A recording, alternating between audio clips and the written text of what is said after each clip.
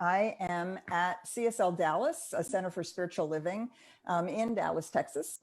I also work at UNLV. I'm the director of the Oral History Research Center.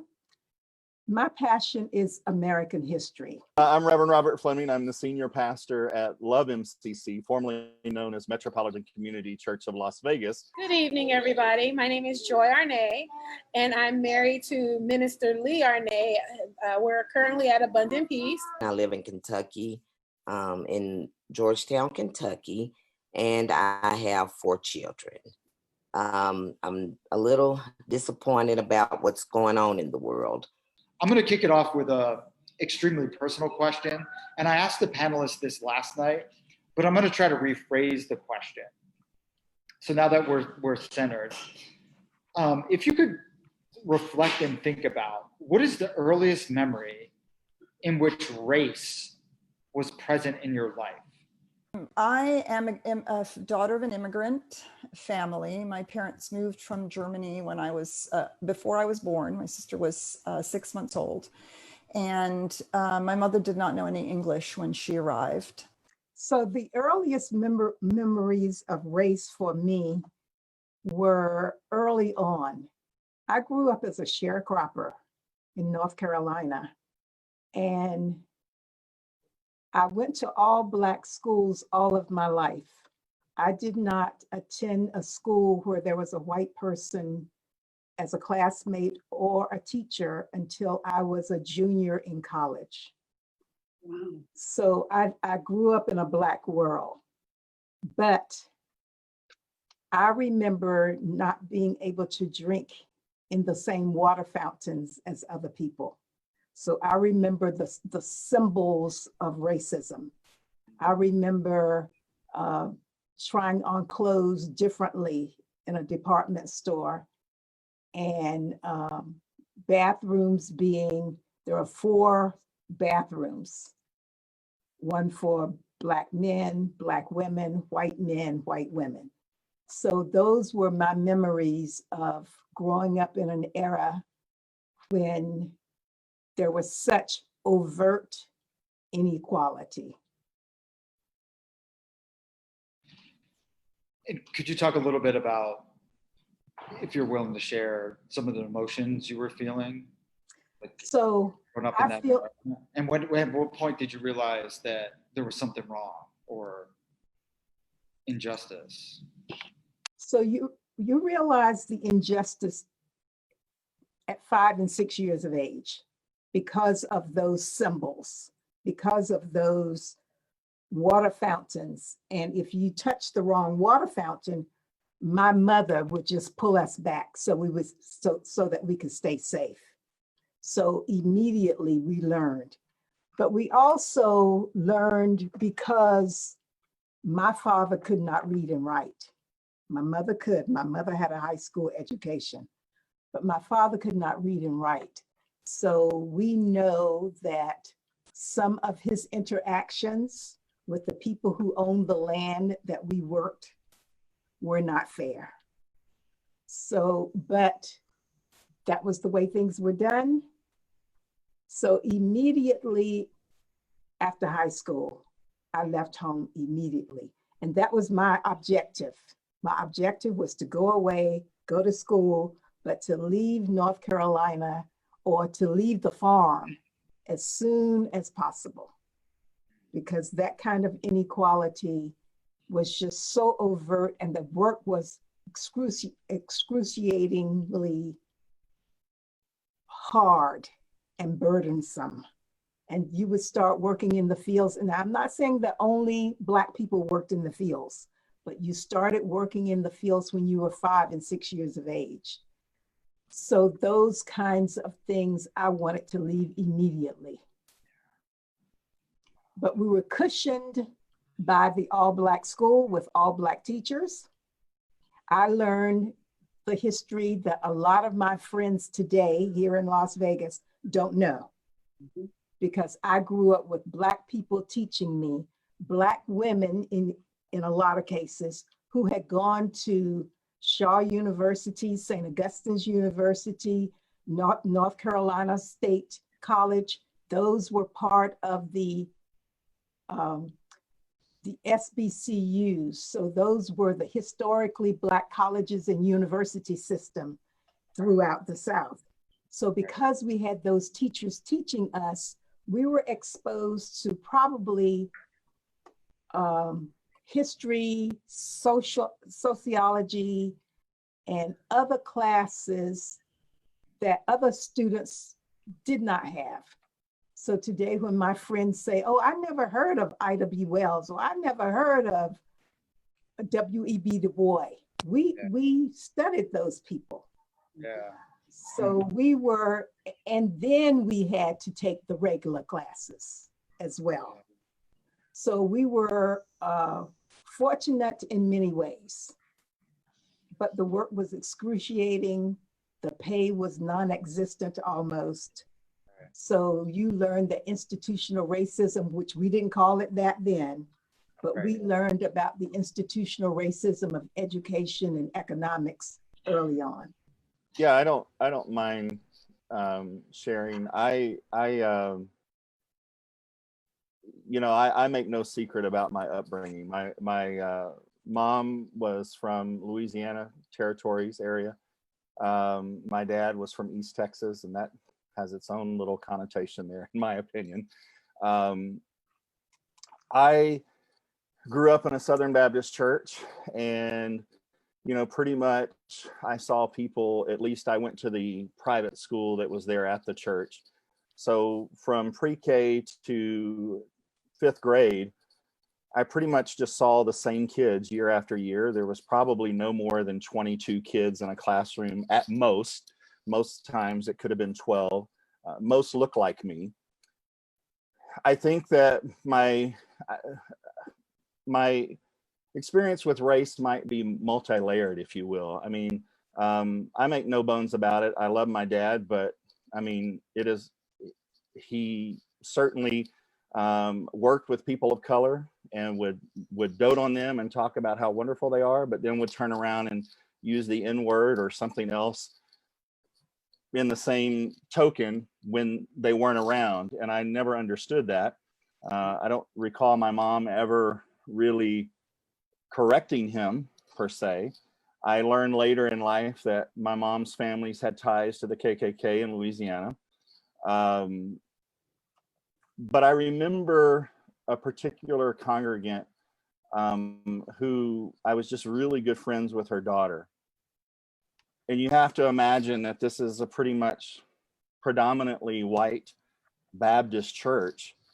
And this particular mom struggled with her own color of her skin. And I remember my mom having conversations with her because she felt like being Black was a punishment, that because you look at scripture and you think about light versus dark, and she just really carried this burden of I'm being punished for some reason. And I remember that, and I never understood it, because she was one of the most beautiful people I'd ever met in such a loving family.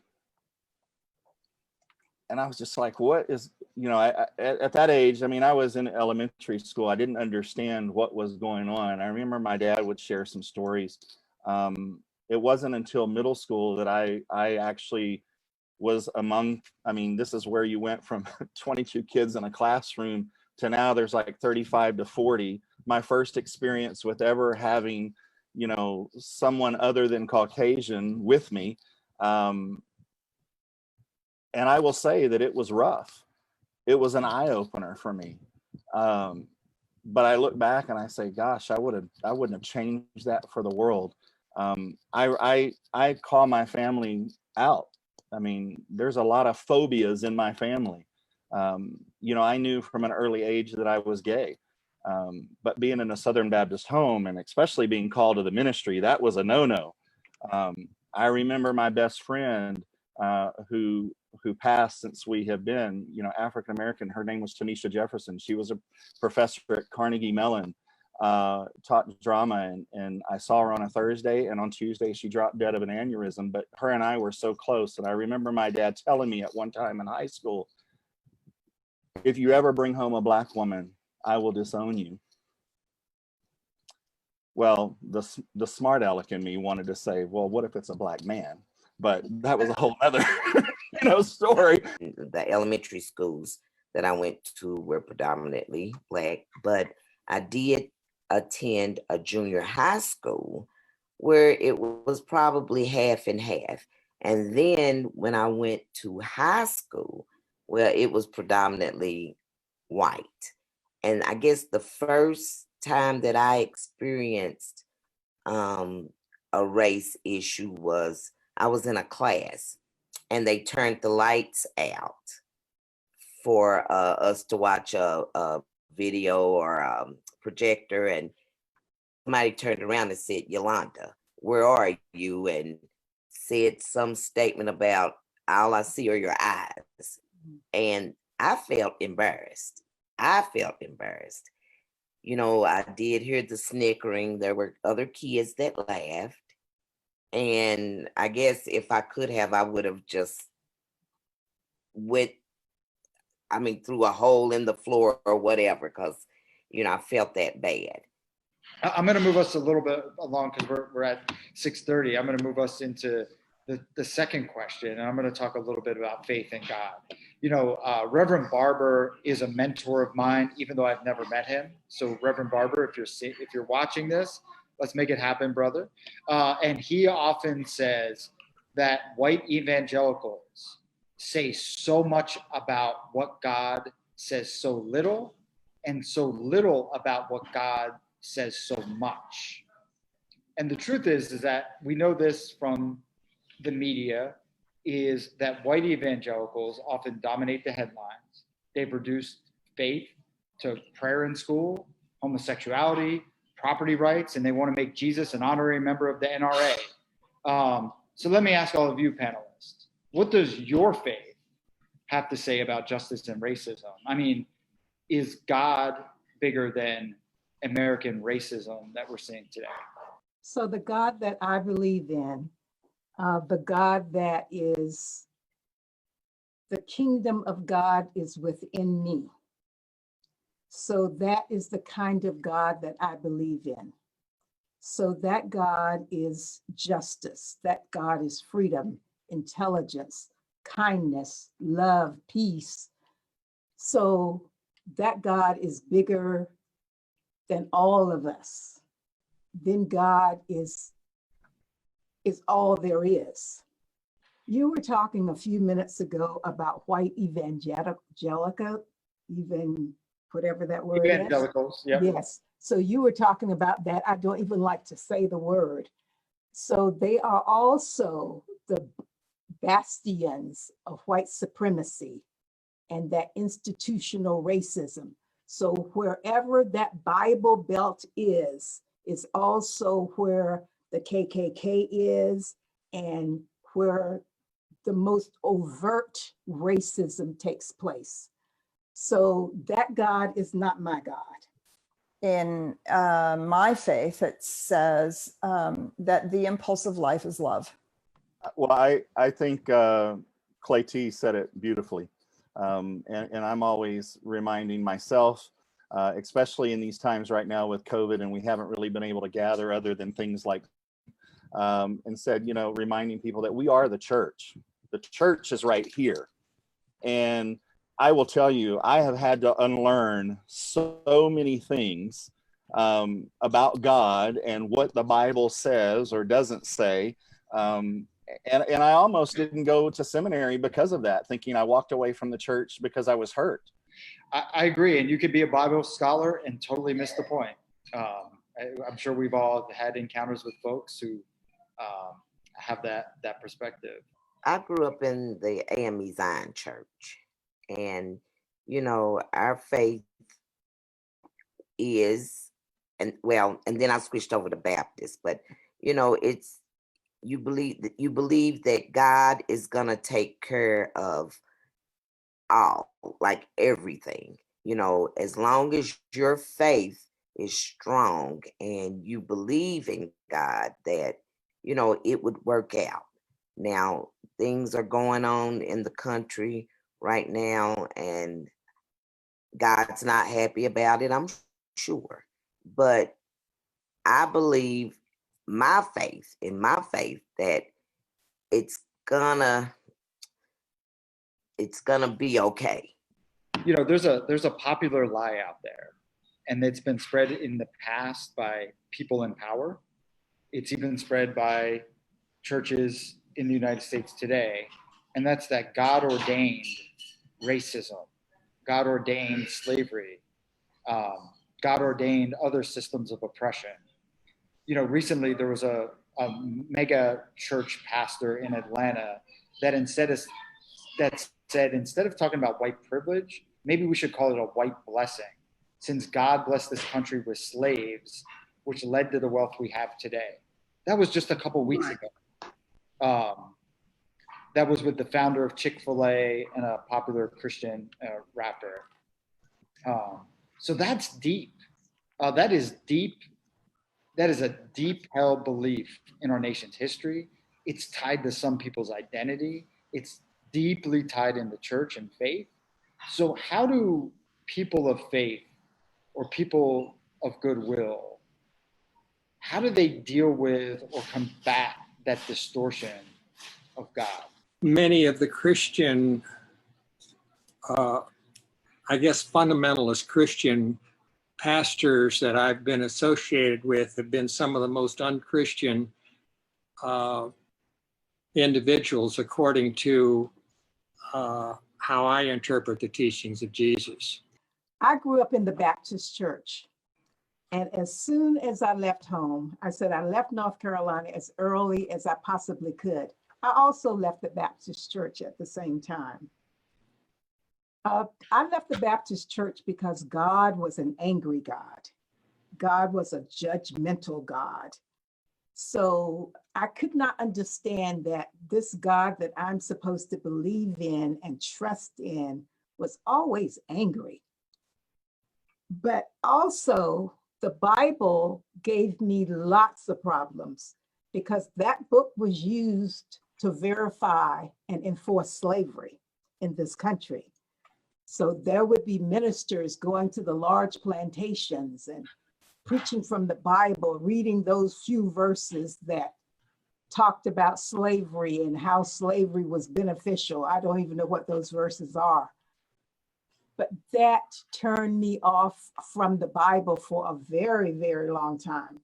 Yeah, you know, and I didn't want to be involved with the church for a very long time. And so I picked up the Bible in my early 30s. And what I read was about the good news. And evangelical, and the word evangelical comes from that root word in Greek, the good news. And Jesus was preaching the good news to the poor and the oppressed and the hurting, and was talking about challenging those unjust systems. And so, yeah, there's a disconnect between what gets preached a lot today, or maybe what gets televised today, versus what the word actually says. Well, and you know, I think it's not just evangelical Christians. We live in a Judeo-Christian culture, right? And so far beyond just what is preached and televised, and is the historical background that's embedded in our very Western civilization. And I agree that I think that we're seeing a new story being written. People are tired of the old story. And I don't believe that fighting the old story, I just don't want to give those people that kind of credibility. I want them to stop being headlines. I want that to stop being the headline. I want the headline to be, look at all these people who are working for a different vision, for a different idea about what the United States could be like, and what our race relationships could be like, and what it would mean to be black and white together in the United States. I want those to be our headlines, because I think that that's what our faith teaches us, not what the human written stories in a book called the Bible have been used to express in our civilization and our culture. But I would add to that, just that one of the things it often gets missed is the scandal. And we talked a little bit about this last night.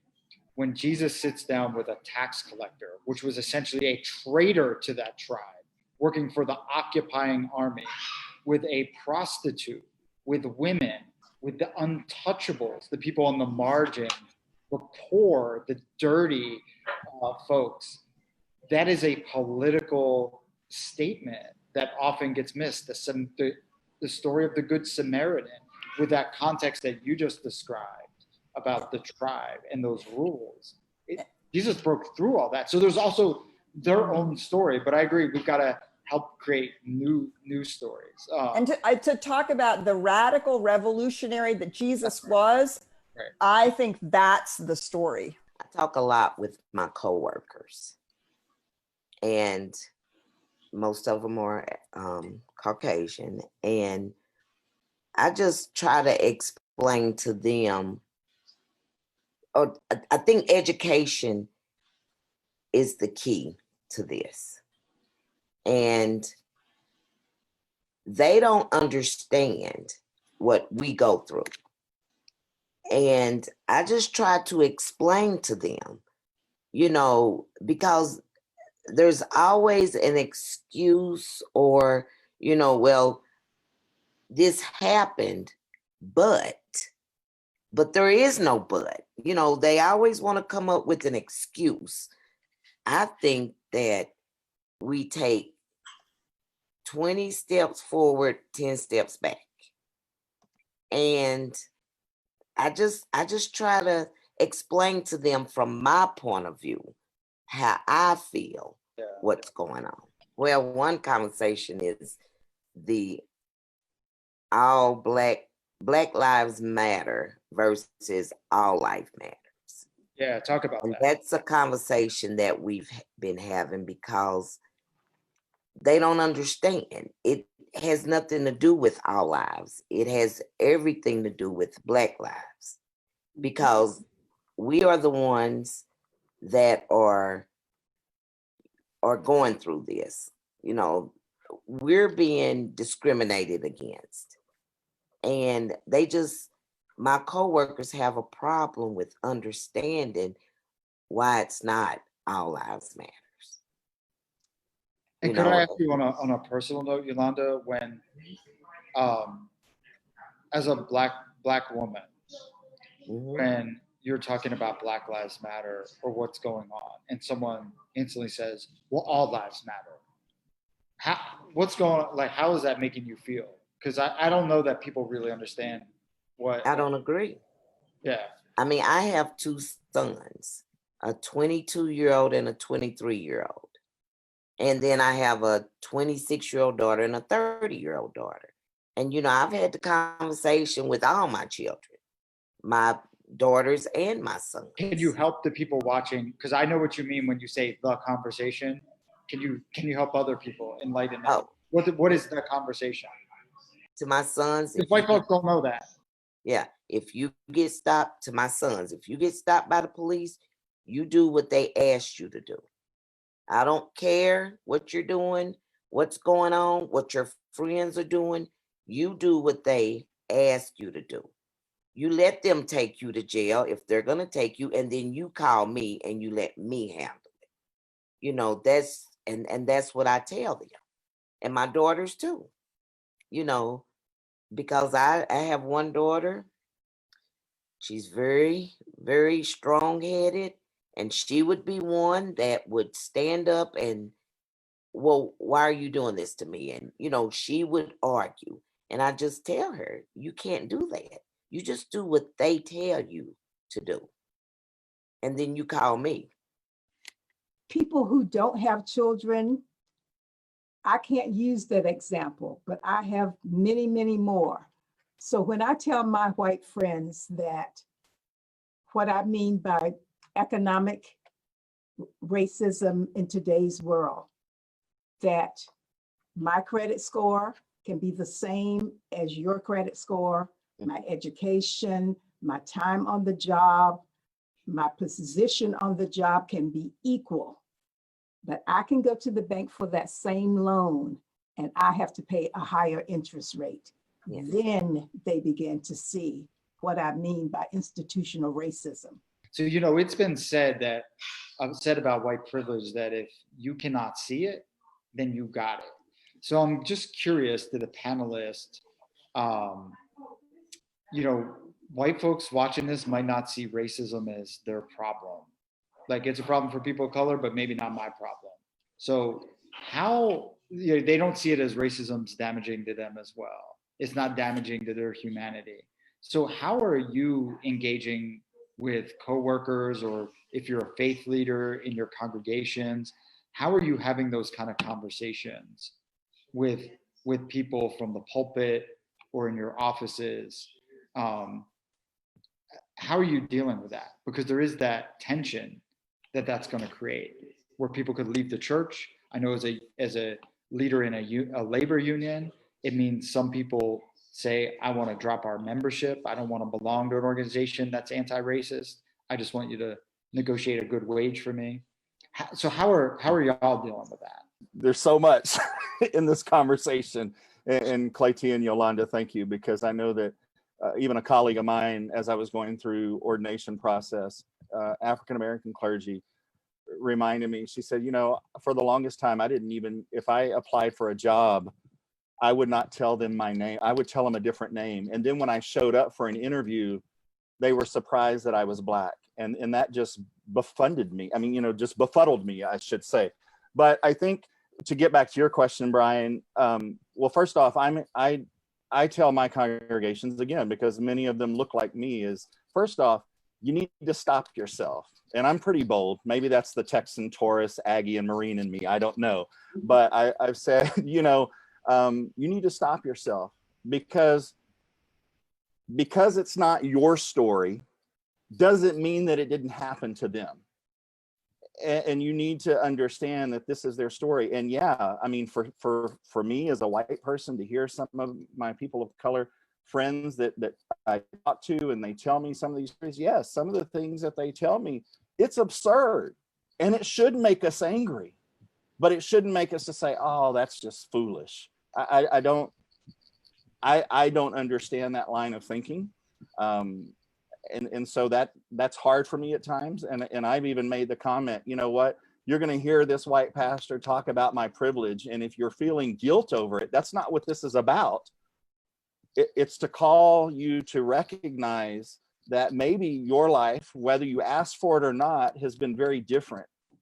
And I'm a firm believer, you know what, if that causes people to leave, and I'll be bold, I know we're on Facebook, if that causes people to leave, then they're not part of that movement, and they're not part of what Jesus is asking us to do, what the divine is asking us to do. I think it goes back to what we were just talking about, that I'm offended by humanity, by what we're doing, because I simply look, and I grew up in the Methodist Church. We attended every week. My parents were C&E Christians, but the kids all had to go every week. I recall when I came out in, God, I don't know, the late 80s, I had been very active. I was on a board. I was a Sunday school teacher, and was suddenly told, we don't need your kind here.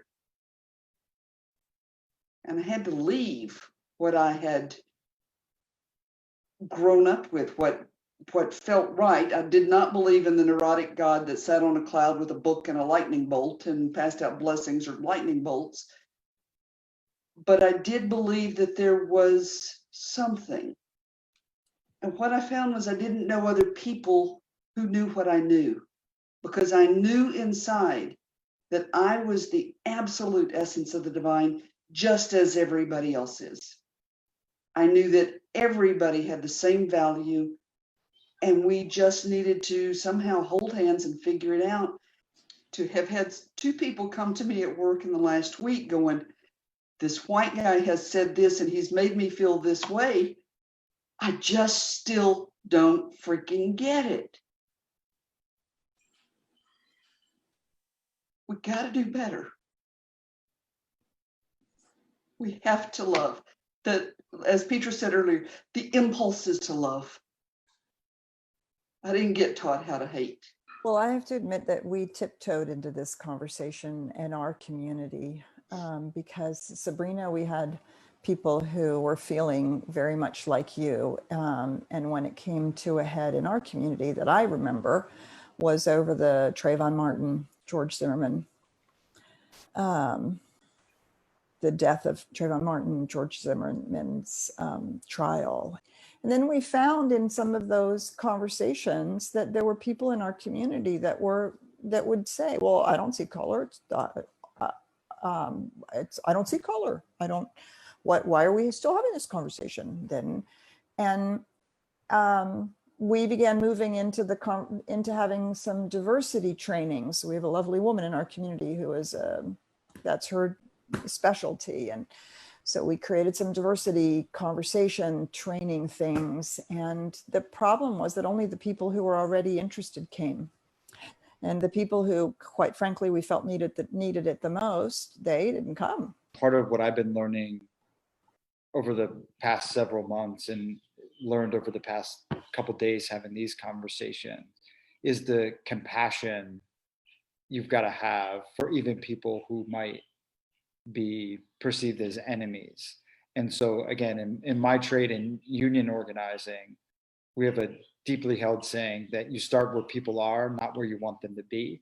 That doesn't mean you're shying away from conflict. It does not mean you're not being bold or being clear about what your position is, but you're inviting people to go on that walk. I think what I've learned from the past 3 days and from today as well is that we've all got to be truth tellers. And for folks who aren't there quite yet, we need you, right? We need you to be a part of resisting the narrative of the dominant culture.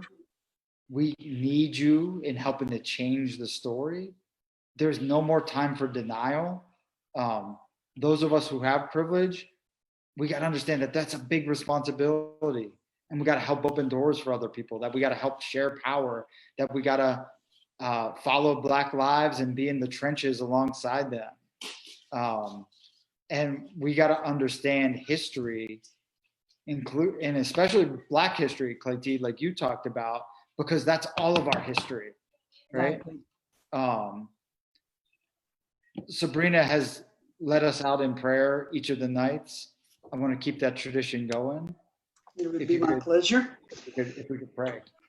Typically, for prayer, I would ask you to close your eyes if that's your tradition. But I'm going to ask, I know Facebook can't see except me, but I'm going to ask you to keep your eyes open. I want you to look at each other. These are the faces of God that you see. This is how God shows up. So tonight, as we stand on this holy ground, having the first of many, many conversations to come, knowing that God is in the midst of all of this. For wherever we go, God is.